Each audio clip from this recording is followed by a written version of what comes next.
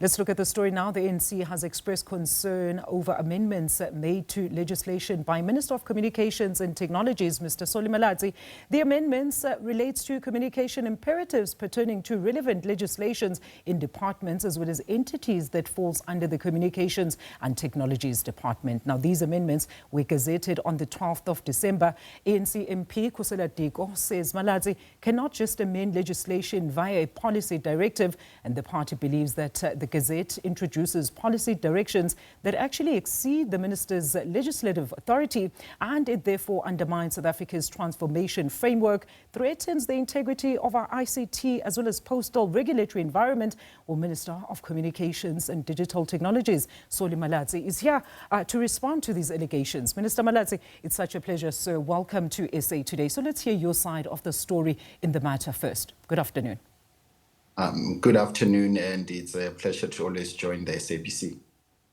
Thank you, Minister. Go ahead and respond to these allegations. Yeah, I mean, these allegations are clearly an expedient agenda to try and dilute the work that we are doing. For some context, in May this year, we issued a policy directive that sought to harmonize regulations between both the provisions of the BBBE Act and also the regulations that were issued by the Independent Communications Authority in 2021, which resulted in a limitation that we believe should not have happened, where it limited the provisions to empowerment to only ownership. That process went through an open public process. We received over 19,000 submissions. Upon further interrogation of those submissions, 15,000 of them were substantive. The other were duplicate submissions. But basically, in very simple terms, Alicia, what we are trying to do here is that when you look at the BBBE Act, which makes provision for equity equivalent investment programs, as a pathway for investment in South Africa, you would know that there are companies which, as a result of using the equity equivalent investment programs, have entered and are doing business in South Africa without having had to sell 30% of their ownership. In the ICT sector, for instance, you've got Microsoft, you've got Amazon and IBM who are already doing business in here. So we are saying that the full options of entering the South African market for investments, be it through the 30% ownership aspect or the equity equivalent investment program, should be available at all times. What this will then do is to harmonize that. It is also important to recognize the fact that the Department of Trade and Industry and Competition introduced what are called sector codes. These are codes that are applicable to different industries, be it agriculture, mining, and communications, which potential multinational investors need to abide by in order to invest in the country. Those sector codes clearly articulate that an option to enter the South African market is also through the equity equivalent investment program. The other question, which is important to clarify in dealing with this notion that somehow it's executive overreach, the Electronic Communications Act and the ICASA Act stipulate clearly the powers of the minister and the powers of the authority. The Minister of Communications, whether at this time it's a Malatsi or the next time it's Alicia, is empowered to issue policy directives that are consistent with national law.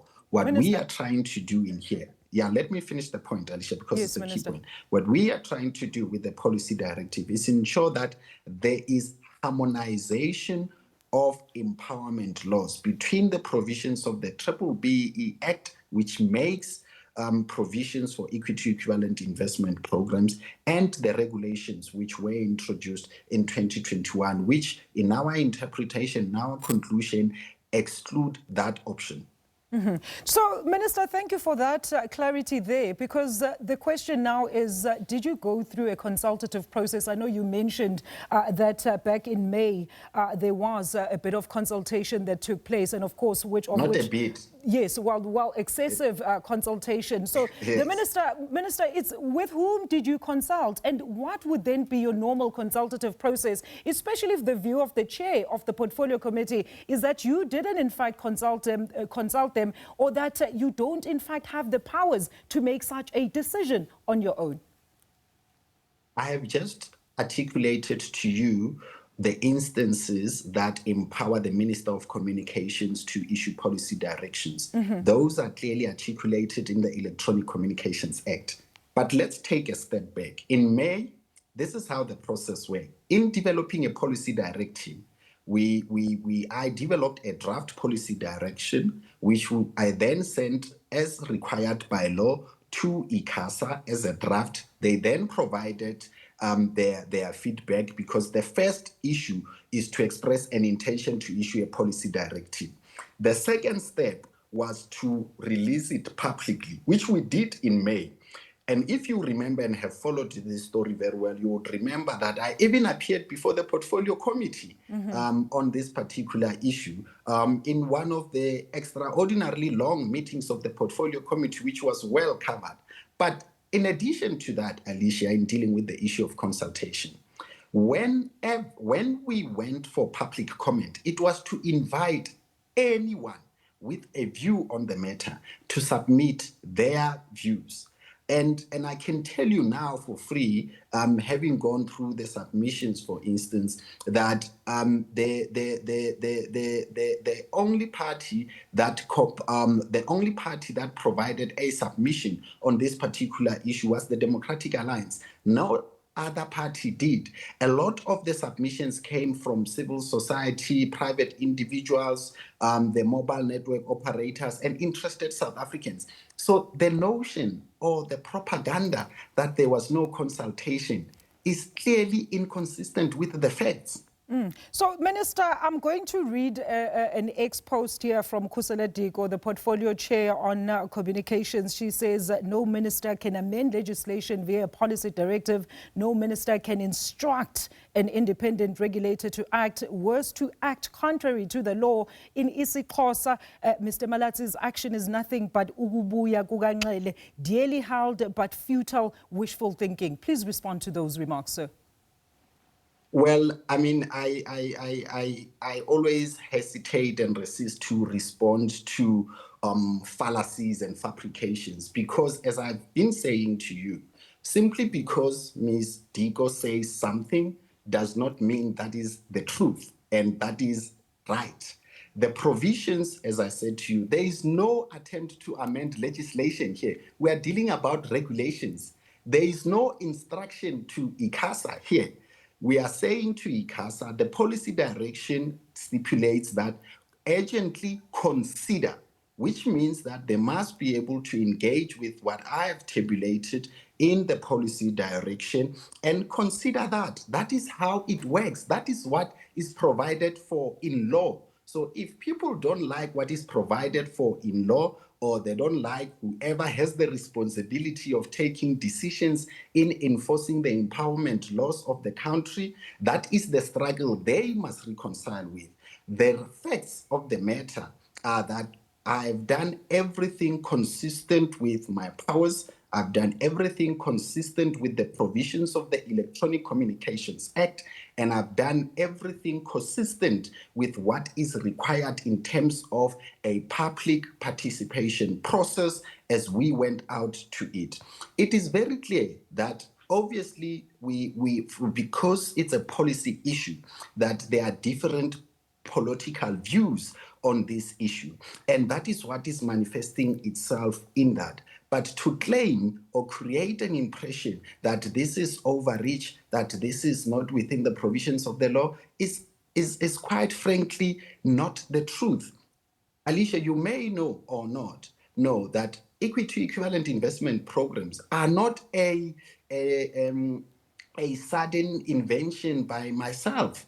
They have been part of the instruments of empowerment. They have been part of the instruments of investments in our democratic South Africa. And they are currently recognized because they are used in other sectors, even including in the ICT sector. Minister, a very quick one. I mean, I'm glad that you mentioned political views there, because I'm sure you've seen the other political parties, like, of course, the ANC and the EFF, have since reacted to the matter via their statements. Will this now not then somehow make this seem like a politically motivated motive or even move on your part? No, it's a policy decision that is consistent with the policy priorities of this administration. And to take a step back, when the Government of National Unity finalized its medium-term development policy, which is our 5-year plan for this administration, one of our targets and priority action areas was around the full recognition of equity equivalent investment programs in the ICT sector. It's been adopted as government policy. So it's a policy decision that is consistent with both the priorities of this administration, both the economic empowerment provisions that are there currently in law.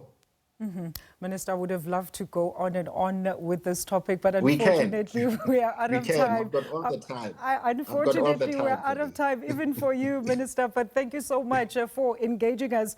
That is, of course, the Minister of Communications and Digital Technologies, Mr. Malatsi. And please note that, of course, the chairperson of the Portfolio Committee, Khusela Diko, will be responding to the minister's answers in our sister program later on.